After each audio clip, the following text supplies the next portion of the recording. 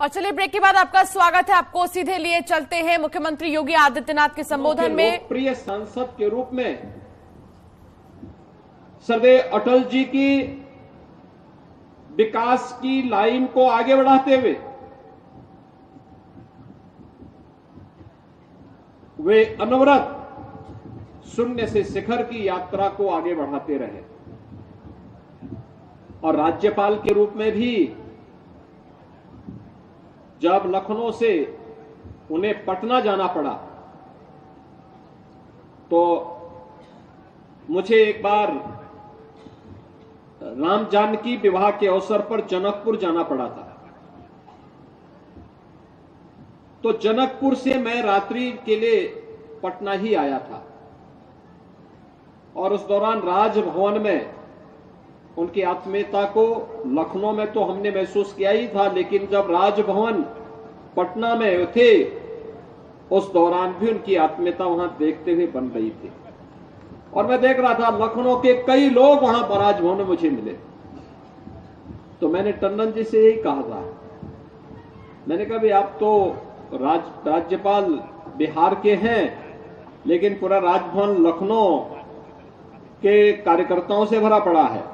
उन्होंने कहा कोई छोड़ता नहीं तो मैं क्या करूं, या तो मुझे बार बार लखनऊ आना पड़े, नहीं तो ये सब पूछ करके आ जाते हैं कि मैं पटना में हूं, आ जाते हैं, कार्यकर्ता हैं, पूरा जीवन भारतीय जनता पार्टी के लिए और लखनऊ के लिए इन लोगों ने समर्पित किया है, तो इनको मुझे अपने साथ बैठाने में परिवार जैसा अनुभव महसूस होता है। और इसीलिए वह आत्मीयता वहां पर भी देखने को मिल रही थी। पटना के बाद वे भोपाल गए। भोपाल में भी उनके मन में वही आत्मीयता थी। जो भी कार्य जब भी टंडन जी को दिया गया, उन्होंने पीछे मुड़ करके नहीं देखा। श्री राम जन्मभूमि आंदोलन के दौरान प्रदेश सरकार के मंत्री के रूप में अयोध्या के मामलों के प्रभारी मंत्री भी टंडन जी ही थे। और आंदोलन का क्रम किस रूप में उग्र था आप अनुमान कर सकते हैं। उस समय कार्यसेवकों के बीच में, पूज्य संतों के बीच में समन्वय बनाते हुए सरकार कैसे कार्य करेगी, यह भी देखना, अनुभव करना अपने आप में अत्यंत ही एक नए अनुभव का सृजन करता है।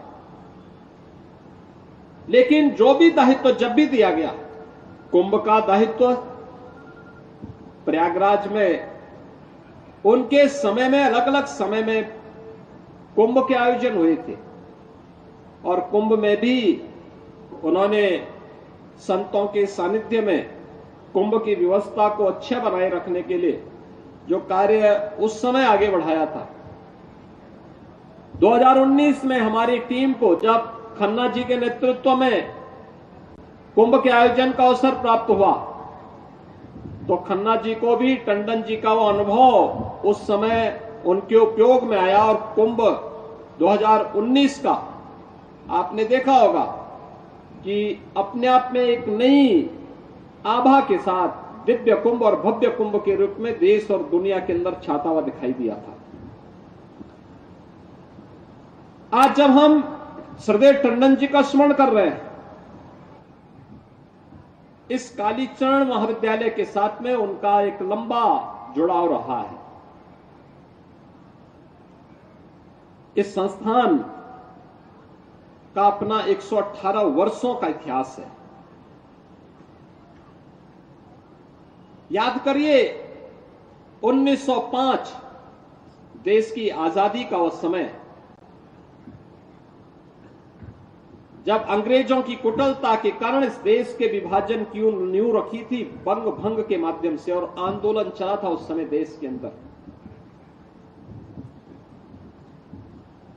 तिलक जी के नेतृत्व में देश आंदोलित था। बाद में तिलक जी ने इस देश को इसी लखनऊ में 1916 में एक आह्वान दिया था, एक स्लोगन दिया था कि आजादी मेरा जन्म सिद्ध अधिकार है, मैं लेकर के रहूंगा। लेकिन उससे पहले 1905 में बंग भंग के खिलाफ जो आह्वान हुआ था, एक और देश के विभाजन को रोकने के लिए आंदोलित था, स्वतंत्र था लेकिन आंदोलित भी था। दूसरी ओर कालीचरण महाविद्यालय और इंटर कॉलेज की नींव एक प्राइमरी स्कूल में 1905 के रूप में यहां पर रखी जाती है। यहां के कुछ महानुभावों ने इस संस्थान की नींव रखी थी। 13 आते आते ये जूनियर हाई स्कूल के रूप में, फिर इंटर कॉलेज के रूप में, फिर महाविद्यालय के रूप में आज विख्यात है। 5,500 से अधिक विद्यार्थी आज भी यहां अध्ययन कर रहे हैं। कैसे स्वनाम धन्य साहित्यकार और वैज्ञानिक यहां से निकले।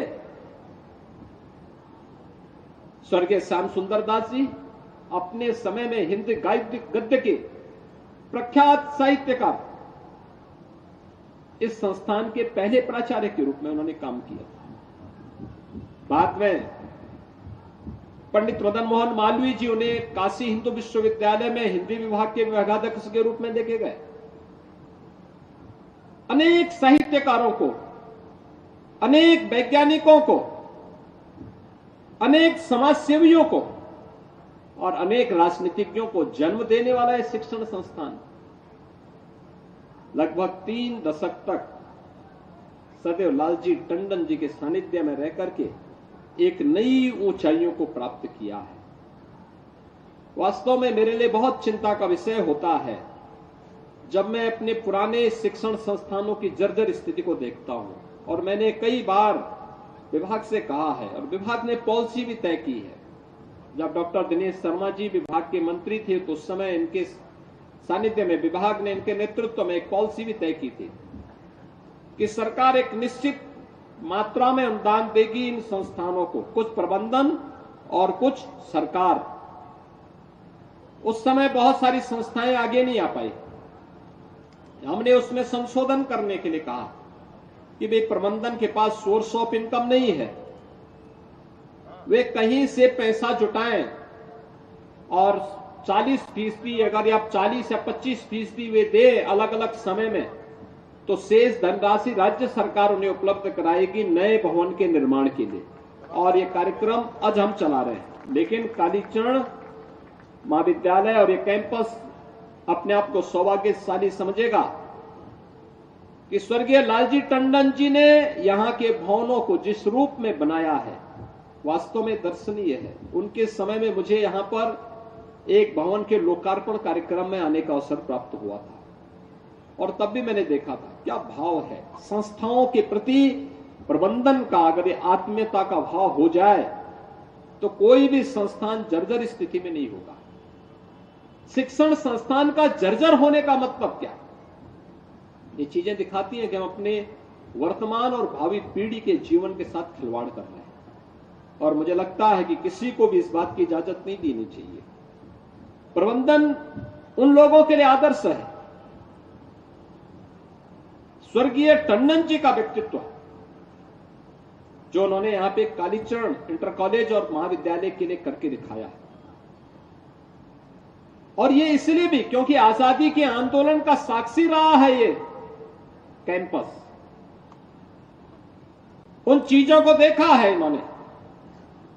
याद करिए 1905 में बंग भंग के खिलाफ चला आंदोलन, तब नींव पड़ती है कालीचरण संस्थान की, विद्यालय की, प्राइमरी स्कूल के रूप में। और फिर धीरे धीरे करके junior high school, inter college, degree college, आज भी 5,500 से अधिक शिक्षण संस्थान, 5,500 से अधिक बच्चे इस विद्यालय इस संस्थान में अध्ययन कर रहे हैं। उसके बाद आजादी के आंदोलन के दौरान उत्तर प्रदेश ने जो योगदान दिया, लखनऊ का काकोरी ट्रेन एक्शन कौन भूल सकता है। पंडित राम प्रसाद बिस्मिल के नेतृत्व में चंद्रशेखर आजाद, अस्फाउल्लाह खां, ठाकुर रोशन सिंह, राजेंद्र नाथ लाड़ी,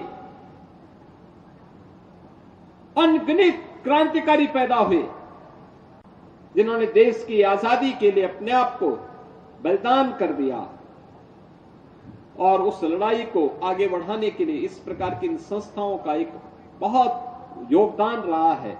आज इस स्मृति को यहां पर ताजा किया है स्वर्गीय लालजी टंडन फाउंडेशन ने, टंडन जी की इस भव्य प्रतिमा को स्थापित करके। टंडन जी की प्रतिमा जहां भी लगती हो अपने आप ही देखने में अपने आप ही नजर आने लगती है। टंडन जी कौन ऐसा व्यक्ति होगा लखनऊ का, उत्तर प्रदेश का, जो टंडन जी की स्मृति को जिसके साथ में जुड़ी हुई हो, जो लखनऊ आया है टंडन जी के साथ उसका संवाद जरूर रहा है, जरूर रहा है, किसी न किसी रूप में जरूर रहा है। एक सामान्य कार्यकर्ता से लेकर के शिखर तक की यात्रा, लेकिन अहंकार कहीं भी उन्हें टच नहीं कर पाया, कहीं नहीं। एक पार्षद के रूप में, एक कार्यकर्ता के रूप में जो यात्रा प्रारंभ की थी, वही सज्जनता, वही सादगी, वही आत्मीयता जीवन पर्यंत उनमें झलकती हुई दिखाई दी। और आज यही कारण है जब टंडन जी की स्मृति में कोई कार्यक्रम होता है तो उस कार्यक्रम में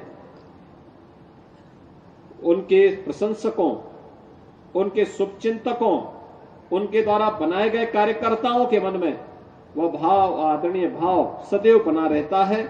आज के इस अवसर पर मैं स्वर्गीय लालजी टंडन फाउंडेशन के सभी पदाधिकारियों को, खासतौर पर से आशुतोष टंडन जी को विशेष रूप से धन्यवाद दूंगा कि फाउंडेशन के अध्यक्ष के रूप में भी और एक योग्य पुत्र के रूप में भी उन्होंने अपने दायित्वों का कुशलतापूर्वक निर्वहन किया। एक पुत्र अपने पिता के लिए इससे अच्छा और क्या कर सकता है, पिता की स्मृतियां बनी रहे। हमने इससे पहले हजरतगंज में भी टंडन जी के नगर विकास की परिकल्पना को साकार करते हुए उनकी एक भव्य प्रतिमा को वहां स्थापित किया। आज भी जब वहां से मैं गुजरता हूं, टंडन जी का हंसता हुआ चेहरा फिर से हम लोगों के सामने आ जाता है।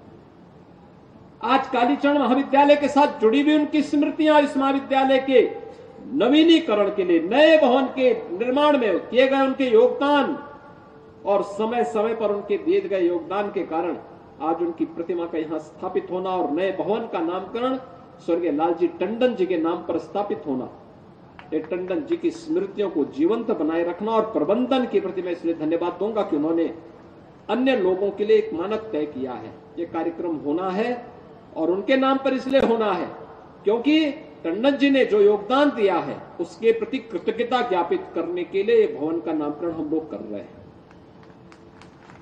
ये कृतज्ञता ज्ञापित करने का एक तरीका होता है, यही तो हम भारतीयों की पहचान है कि अगर किसी ने कुछ किया है, कोई उपकार किया है, उसके प्रति कृतज्ञता ज्ञापित कर सके। और वह केवल एक औपचारिकता के लिए नहीं बल्कि मूर्त रूप से उसे स्थापित करने के लिए। मूर्ति उस मूर्तता का प्रमाण है, भवन का नामकरण उस मूर्तता का प्रमाण है। आज के इस अवसर पर मैं आप सबको इस बात के लिए आश्वस्त करता हूं और प्रबंधन से इस बारे में कहूंगा, जर्जर भवन है, आप एक बार फिर से उत्तर प्रदेश शासन की पॉलिसी का पार्ट बनिए। शेष भवन के निर्माण में राज्य सरकार भी सहयोग कर देगी, क्योंकि राज्य सरकार की पॉलिसी है। हमने इसके लिए पैसा पहले भी रखा था, 100 करोड़ रुपए इसके लिए स्पेशल रखा था, क्योंकि ये भवन अनगिनत महापुरुषों को जन्म दी है। जितने भी हमारे पुराने 100 साल, नहीं 100 साल, 118 वर्ष पुराना इसका इतिहास है। हमने तो तय कर रखा है कि 50 साल पुराने जो भी भवन होंगे उन शैक्षणिक भवनों के लिए, चाहे वह गवर्नमेंट के होंगे या सरकार के द्वारा अनुदानित होंगे, उन सब के लिए सरकार सहयोग करेगी। और उसमें सरकार अपना सहयोग दे रही है। अपना प्रस्ताव समय पर आप देंगे तो निश्चित ही इन भवनों के लिए सरकार से अनुदान मिलेगा, जनप्रतिनिधियों का सहयोग उसमें प्राप्त होगा और नवीन भवन में बच्चों को हम राष्ट्रीय शिक्षा नीति के साथ जोड़ करके अगर कार्यक्रम को आगे बढ़ाने में मदद मिलेगी तो बच्चों के मन में भी एक भाव पैदा होगा, तरोताजा होगा, एक जीवंतता रहेगी। अन्यथा जर्जर भवन के साथ बिठाना इन बच्चों के भविष्य के साथ खिलवाड़ करने जैसा होगा। और इस दिशा में कालीचरण महाविद्यालय, इंटर कॉलेज और एक कैंपस सौभाग्यशाली है कि इनके भवन सभी नवीनीकरण को प्राप्त कर चुके हैं। और भी अन्य सहयोग की आवश्यकता होगी तो राज्य सरकार की पॉलिसी के तहत अगर आप आगे आएंगे तो निश्चित ही इसमें सहयोग प्राप्त होगा। मैं एक बार फिर से आज के इस अवसर पर, जब उत्तर प्रदेश की माध्यमिक शिक्षा और उच्च शिक्षा या बेसिक शिक्षा में आमूलचूल परिवर्तन हुआ है, उस आमूलचूल परिवर्तन का माध्यम, समाज में परिवर्तन का माध्यम शिक्षा ही बन सकती है। शिक्षा के क्षेत्र में जितना हम करेंगे, जितना योगदान देंगे, उतना ही परिवर्तन जीवन के प्रत्येक क्षेत्र में आता हुआ दिखाई देगा। आज उत्तर प्रदेश में जो परिवर्तन आया है, इसमें शिक्षा इसका मूल है। शिक्षा के क्षेत्र में किया गया योगदान और वास्तव में सदैव स्मृतियों को तरोताजा बनाए रखने के साथ साथ ही अमरत्व को प्रदान करने का एक माध्यम बनता है। स्वर्गीय टंडन जी की स्मृतियों को एक बार फिर से नमन करते हुए मैं फाउंडेशन को धन्यवाद देता हूं, प्रबंध तंत्र को धन्यवाद देते हुए विश्वास करता हूं कि कालीचरण महाविद्यालय का प्रबंध तंत्र स्वर्गीय टंडन जी के आदर्शों को अंगीकार करते हुए इस महाविद्यालय और इंटर कॉलेज और इस पूरे संस्थान के विकास के लिए इसी तन्मयता के साथ कार्य करेगा। आप सबके प्रति मेरी शुभकामनाएं। धन्यवाद। जय हिंद। बहुत बहुत धन्यवाद माननीय मुख्यमंत्री महोदय। हम आपके आत्मीय उद्बोधन के लिए बहुत बहुत आभारी हैं। और अब मैं अनुरोध करूंगा लालजी फाउंडेशन। तो पूर्व राज्यपाल लालजी टंडन की जयंती पर मुख्यमंत्री योगी आदित्यनाथ को आप सुन रहे थे, जहां उनकी प्रतिमा का अनावरण भी किया गया है और उसके ठीक बाद सीएम योगी जनसभा को संबोधित कर रहे थे। एक ब्रेक के लिए यहां पर रुकना होगा, बने रहिए हमारे साथ।